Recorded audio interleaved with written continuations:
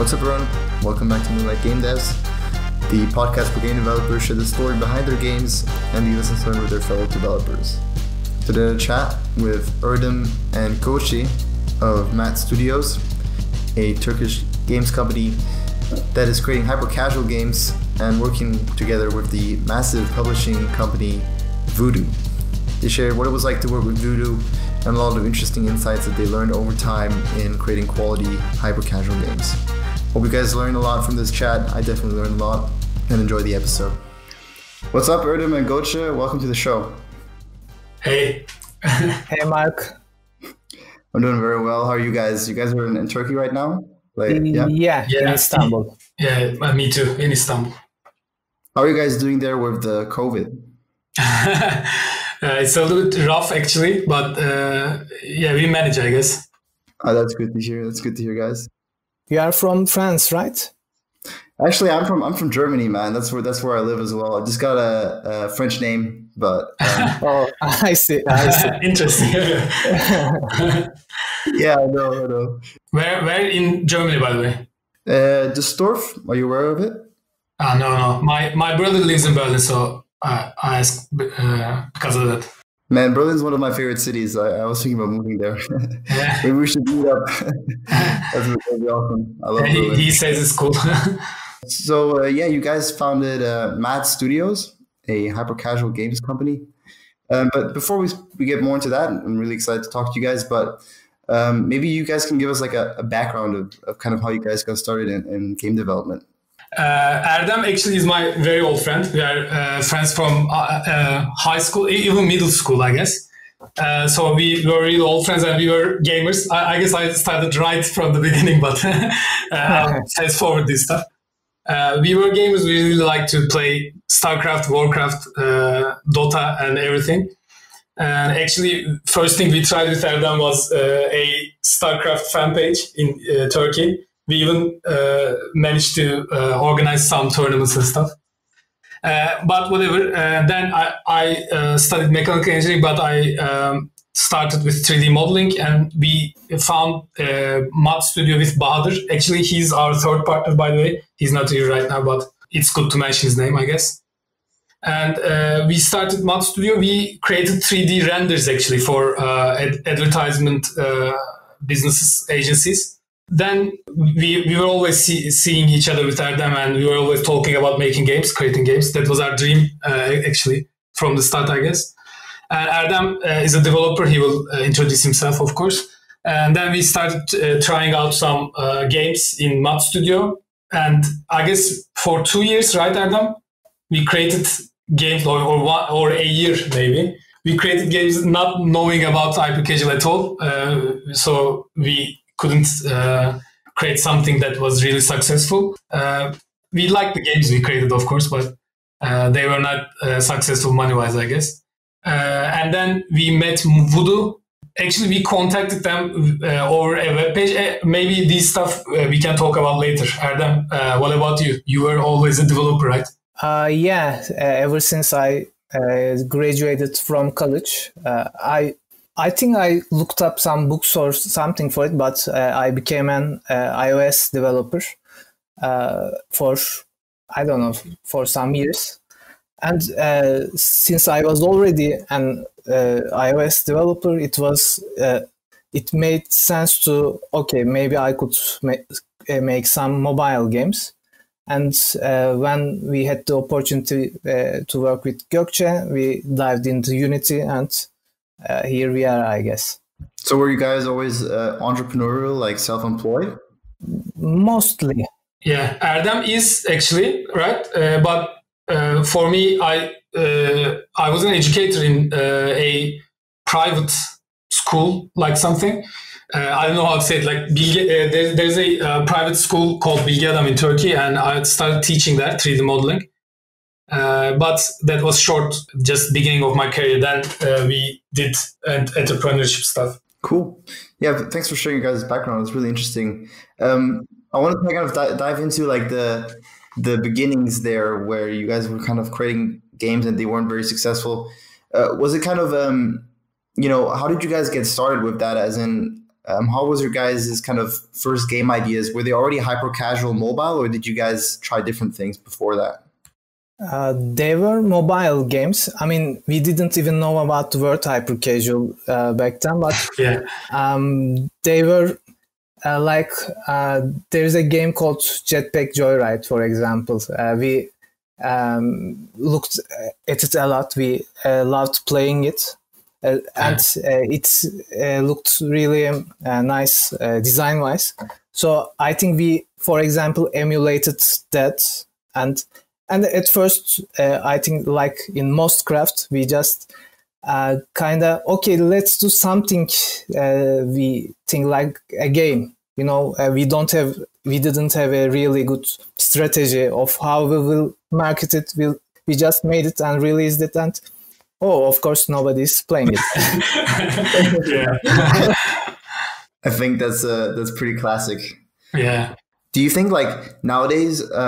So do you guys think that the problem with those games was just the marketing, as in the kind of marketing budget? Like we all know nowadays that if you're like you guys, a smaller studio just creating the games, you need a big budget. You need to work with the bigger publishers to really even have a chance at getting a successful game. But do you guys think it was the also a big part in the hyper casual scene is the CPI, so kind of the marketability, how much does it cost? Is the game marketable?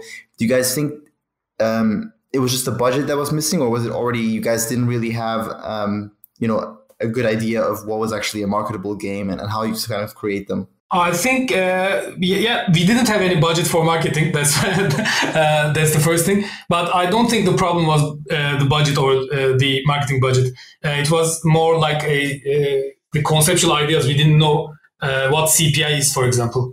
And so we just did a game that we enjoyed, created the game we enjoyed, and we didn't even think about marketing it, I guess, back then. Yeah, we didn't have a full product vision, I think. We just made it okay. I mean, that's kind of necessary at the start, because at the start you are just learning about Unity and in game development in general. But it's like we didn't have a winning plan at all. Yeah. But I guess the right thing we did was to be able to support ourselves during this period. So the strength of our business plan was that, I guess. We had a lot of time in our hands. We started and we thought we will learn along the way, I guess. And that happened. And thanks to that, we were able to catch up to the hyper casual trend. So you guys accounted for needing to actually learn and figure things out. So did you guys do work on the side to work for hire to basically finance that early stage of your guys' startup, or did you guys use your savings to kind of keep the company afloat while you were doing all the games full time, or how was that? I think it was a mixed. At first, I wasn't working full-time with Mod Studio, for example. I was doing some freelance things on the side, so that helped a bit. But over time, those type of opportunities I started not to take when we started getting more and more involved. And Bahadır and Gocke were supporting me, and they were doing other stuff. We were working very hard on the 3D rendering visualization stuff. Bahadır is a photographer, by the way. So the Mod Studio was his idea, his vision at first for agencies and stuff. We were doing that at the time. And I also taught in the colleges, by the way. I always taught 3D modeling on the side. Not anymore, but back then I was. Okay. How long did you guys spend in that sort of experimentation phase? And when was the point where you guys eventually, started figuring things out and things kind of started working for you guys in the games sector as well? I think it started with when we found Voodoo, and they had an actual plan of how to construct prototypes and what we need in those. So before that, I mean, it was like 1 or 2 years, or maybe something like that, right, Gökçe? Yeah, one and a half year, I guess, but I guess so. By the way, it would be good to mention Çağatay's name in here. We have a friend, we both know him, and he told us about Voodoo. He told us about a friend that works with Voodoo, actually. Oh, And then we just opened up their web page and just sent an email, right? And then they got back to us, so it was very exciting back then. And they gave us an account in their dashboard, and we had meetings with them, and they have a lot of videos in their dashboard, and those videos helped us a lot with how to make the type of games that can be marketed by them. Yeah. so yeah, Voodoo is kind of infamous. They have like their developer resources. What year was that that you guys actually met up with Voodoo, and was it after the 200 million, I think, Goldman Sachs round, or was it a lot earlier than that, where they raised like a bunch of money? 2018? Maybe late 17, I'm not sure. I'm not sure either, but it's about that area. Okay, so yeah, tell us about, you guys get the resources there where you kind of learn about, how Voodoo goes about creating their games. What's the first thing you guys try out, and how does it work for you guys? We were really lucky in that aspect, I think, because we first tried the games we already made. We made some adjustments to them, but they didn't work. But the first prototype that we tried after we learned about their process, it was called Dodgeball Neon at the time, and that had a good CPI, good retention, so that worked. And it didn't exactly launch, it didn't confirm, but it had a soft launch, and it was, I mean, I don't think it as a success for them, but for us it was a big deal, I think. Yeah. So they tried it out. They said, it wasn't quite, the LTV wasn't quite big enough, but you guys saw that you guys were able to create games that people wanted to play and were kind of low CPI and had actually resonated with the audience. Kind of, is that kind of safe to say? Kinda. The game we made was very masculine, as they say. So it had a limited audience, so it didn't scale that well. So it didn't hit the target they want. They want everybody to play it.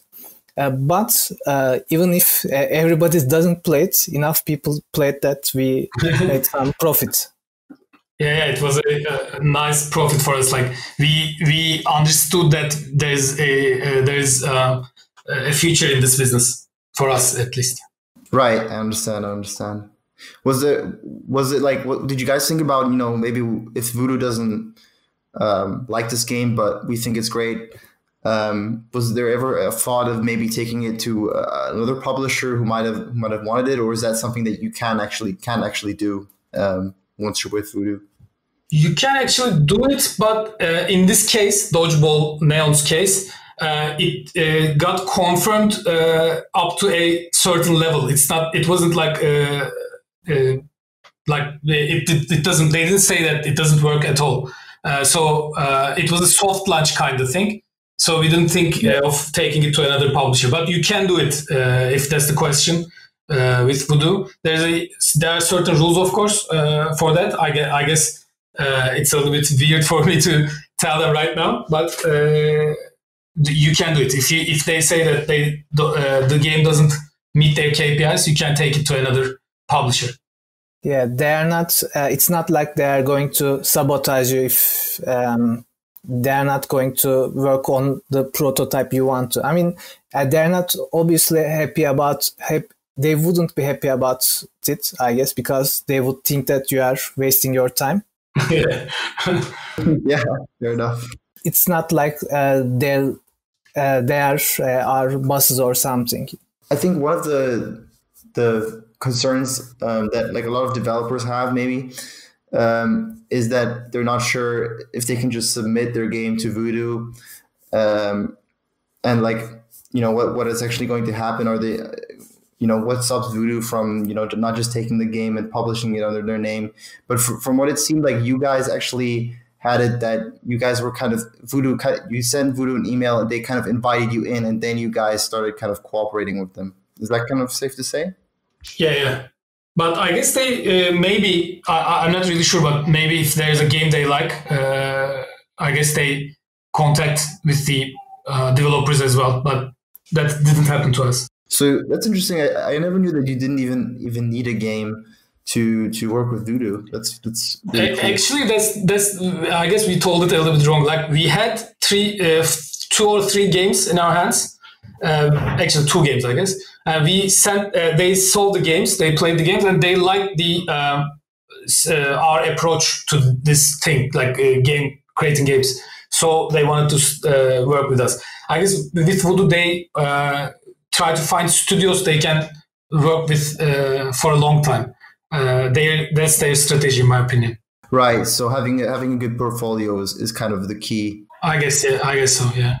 Yeah, we weren't empty-handed. Yeah, exactly. I mean, they weren't. I don't think they thought that okay, this will 100% work. But there was enough promise in that they wanted to continue working with us. Eventually, I assume that you guys. Well, I saw, for example, the game I played, Crowd Masters, has like over 1 million downloads on the Play Store, at least, or maybe more on iOS. I'm not sure, but really enjoyed it. So I was published under Voodoo as well. So that collaboration with Voodoo for you guys continued. How did you guys kind of evolve your game design approach or development approach over time with creating those early prototypes? How's that kind of changed, and what was some of the biggest things that you guys learned? I think we started being more agile, and we spent less time making the prototype. And because the first few games we make, we started from we polished it to unreasonable extent. I think we spent too much time on it. I think, for example, there is a game called Captain Kaplov. It was the first game we made. And we, for example, explored the 3D audio stuff. So we could make Doppler audio effects when some missile went past us. So we started not spending time on that kind of stuff and just making the bare minimum to complete a prototype and see where it goes. Yeah, I guess the test we made was like if the gameplay is fun or not. Like you need to know about that before you implement crazy stuff, I guess. So, and this is particularly interesting for me as well, because I'm actually building a hyper casual right now, and I'm kind of at that point where I'm really curious to find out, when do I want to say, okay, this prototype is done, because I don't want to, like you guys said, I think it's important to cut a line, as in how much do you want to polish it. But, I think a lot of game developers are really, like you said, you get stuck with things that are not that important.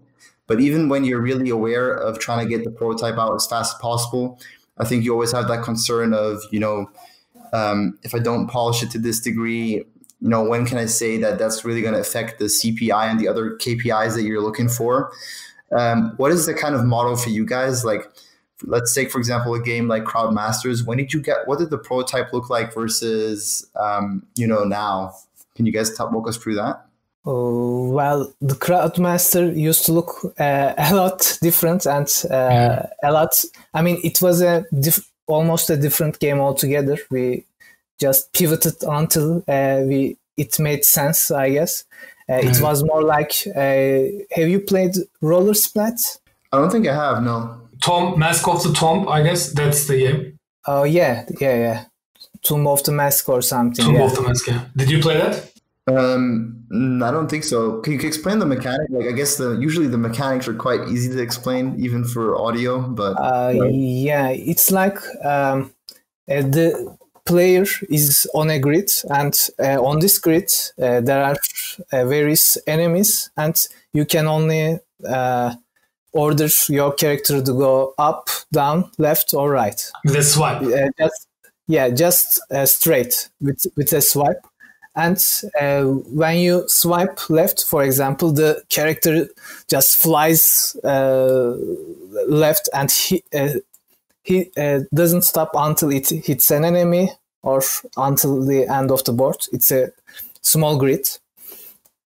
So it's like so you try to chain your swipe so that you could defeat all the enemies in one smooth motion, I guess.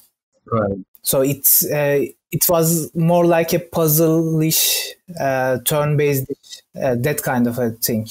So we made it, and at the beginning there were no characters; there were only cubes. Between the two prototypes, Erdem, you were experimenting with free joystick move stuff, right? At first I started trying more of a slingshot control, so you could aim the character at groups of enemies, and when you release the controls, it just makes a huge attack. But our publishing manager suggested a different kind of a control. It's almost the control we have right now, where you could move freely and make swipes to attack. And we kind of combined it with the charging attack, and that's most of the control stuff completed. I guess back to your first original question, the real question you should ask yourself is, or people around you, is if the core gameplay is fun or not. Like you need to figure out a satisfying and like long time played core mechanic, in my opinion. I really agree with that. The core mechanic has to be really good, and our experience with this game and previous games has taught that many of the things we do to polish the game didn't have any changes at all. In some cases, it made it worse. It made it worse, more slower, less clear. A lot of the things that are taught as natural in more traditional game development doesn't work in hyper casual. I guess initially we think as developers, we think when you make the game a little bit harder, it's a little bit more interesting. Or when you increase the things players need to figure out, it makes it more interesting, but it doesn't. You just have to nail the core gameplay and then you build on that. Yeah, I completely agree with that, and I think it makes perfect sense. So the publishing manager there that supported you guys, was that someone from Voodoo, right? Yeah. Interesting. Did you guys so once you guys had that core gameplay mechanic, or I might even go back from there, did you guys decide upon the core gameplay mechanic based on kind of intuition, or I guess the publishing manager or people from Voodoo kind of looking over it and saying, we really like this, or friends saying they really like it, or did you actually have play testers playing it, having a soft launch or something like that? Can you walk us through those kind of steps? When did you actually put the game into the hands of real players? We didn't run that kind of a big tests. We just played it ourselves, our friends, and the publishing managers are really experienced with that. They have a good sense about what will work. And we, at the start, we make we do run a test, but it's not. We don't have the opportunity to speak with them. Just small Facebook ads, and we see the retention and we CPI, and if those numbers are good, we know that we have something promising. I think one thing about polishing also is there, even when you have kind of a core mechanic, like you guys said, I think it's really important to say it again, that you really need to nail the kind of core gameplay. But even then, there's kind of a rabbit hole in that you can polish the UI forever, and you can add different levels and stuff for forever, basically. And I saw you guys, for example, for that game, you guys added actually like a pretty cool progression system with different unique weapons and stuff like that. Thanks. Yeah, no worries.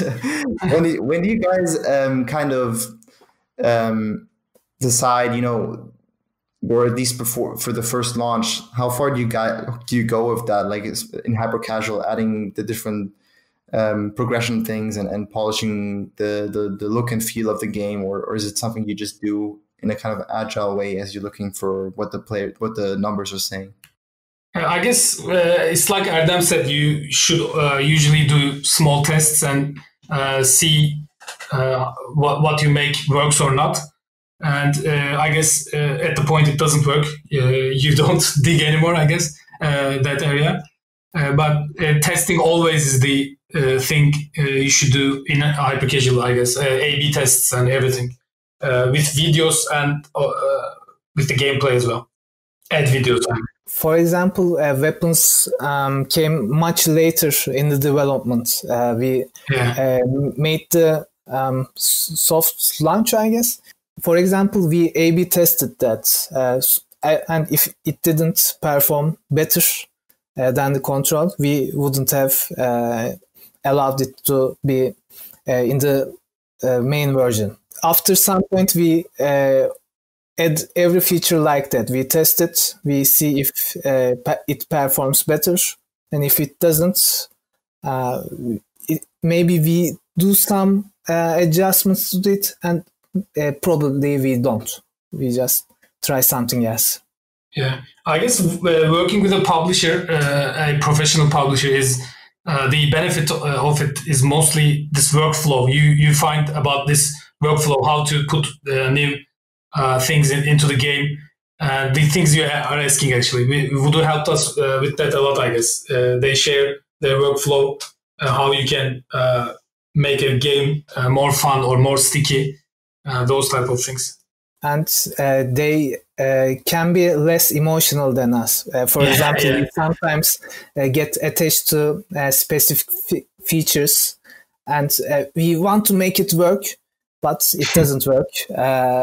And they help us, okay, this is not working, let's try something else. Maybe we would be too stubborn about something that doesn't work. By the way, by time, I guess we learned to trust the numbers. At first, you are so emotionally attached that you're always like, there must be something wrong with these numbers and stuff. But by having time, you understand that, that's the real thing. You need to go for the numbers, I guess, not the emotion.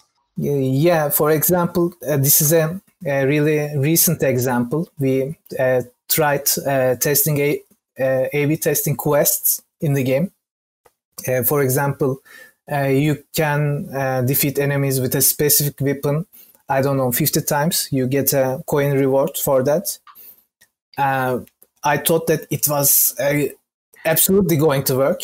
But at least for now, it doesn't. Maybe in the future, we could make some adjustments to it.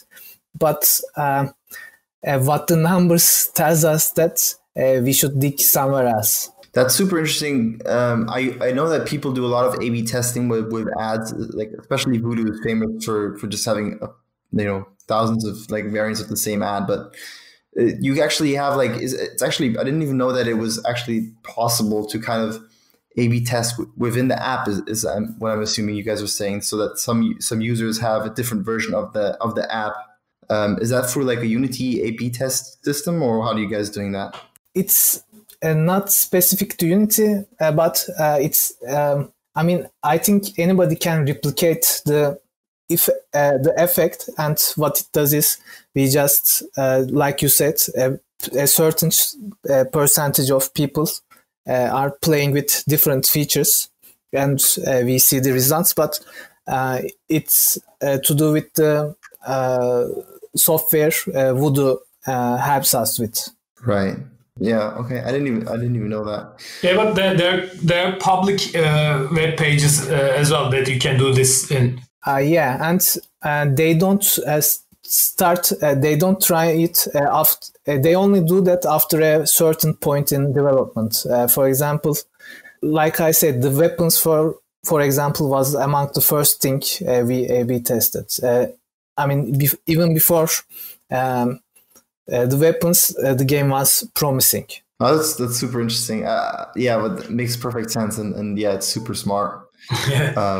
It's just incredible how crazy and like how good some of the adjustments you can make nowadays with the kind of free to play, especially in hyper casual. You can just find out all these interesting data points about your game and really improve it that way. Yeah, really interesting. One question that also came to my mind is, and kind of I guess you guys also answered to a large portion, but how much of the sort of experimentation workload is done by you guys versus Voodoo? Do you guys actually develop do a lot of the UA yourself, as in you guys get maybe like a budget from Voodoo to do the creatives, or use your own budget, and then you're saying this works, and then tell Voodoo or show them the data and tell them, and then they do some stuff? Or is it kind of they do everything, they do all the analytics and the UA? I would just kind of love to see how that part of the business is kind of split, and the workload there between the developer and the publisher. For the almost totally, they are doing the UA. They are in charge of the budget, but we help with making videos. But I think that's kind of subject to change from game to game. I mean, they'll always welcome when you, okay, could we try this video for that? But for example, if it was a more mass market game, I think maybe they would be more hands-on with it. I guess they have an agile working style with that as well. It differs for different studios, in my opinion. I want to kind of talk about, like, I guess something that a lot of people are talking about who want to get into hyper casual, and that's kind of how you guys, I guess, see the future of it as well, because there's a lot of people saying, they've been saying this for a while. It's always kind of the same people who are saying, it's not really that sustainable, the kind of industry, as it gets more competitive, and the pricing for ads gets more expensive and stuff like that. And people are saying that there's kind of like a shift back to having games that really retain players for, I guess, a longer time, and try to make money with IAPs and things like that. So I kind of want to know your guys' opinion as a smaller studio in the hyper casual space. What do you guys see yourself doing maybe in like 5 years, if you can kind of give us an idea, and if you guys are already kind of thinking about that, and if it's something that concerns you, or if your opinion is kind of, just, you don't really think that's a concern, and just gonna keep kind of doing the things that have worked for you guys over the past years. I guess we don't think of working like that. I maybe Erdem has a different answer for this, but I never asked, like, where do I see myself in 5 years? I guess this is what we are having fun to do right now. And so we are doing this. In 5 years, I don't know, maybe I'm going to create a music album. I don't know. That's my dream, at least. But the real question, back to the real question, the hyper casual thing, I guess, yeah, everybody's looking for the answer for this question, I guess. But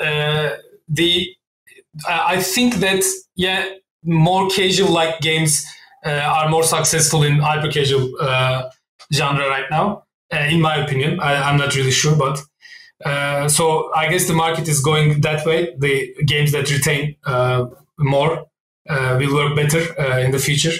But that's, I guess, not a big problem, because people will keep playing games, and some developers will create games. I guess that's the way I think. What do you think, Erdem?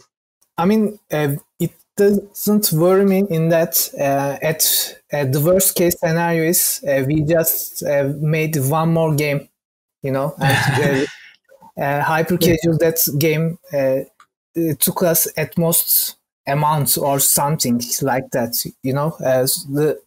hyper casual is not just a genre, it's type of production of games, and it is very agile. So with that agility, okay, if we can say that this is not working, so let's try something else. And we've learned a lot about Unity, game development, maybe an idea of how to market a game, having a game plan, that kind of thing.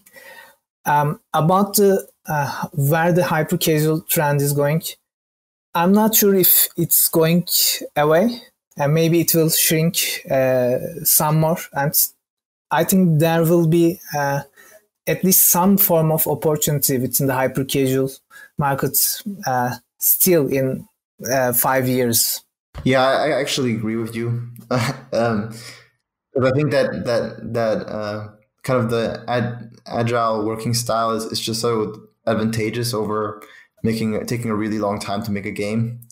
And also that just hyper casual is pretty much the only type of game that I even play these days, because between working my full-time job and working on my game, it's like there's not that much time if I also want to have a social life. So the type of game that hyper casual creates is just very convenient for people like me or other people that are very busy, and it's just a great.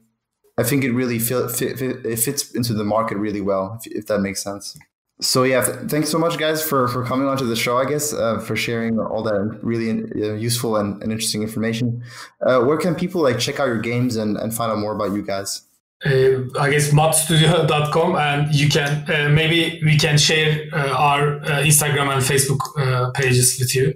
Yeah, we'll be in the show notes for any listeners. This was really fun for us as well, Mark. Yeah. Thanks for inviting us, by the way. No problem. It was awesome. Thanks for listening to this show. I hope you enjoyed it. If you did, please consider leaving a review and subscribing on whatever platform you're listening to. For more game development content, head on to moonlightgamedevs.com. I hope you have a great week and join me for the next episode.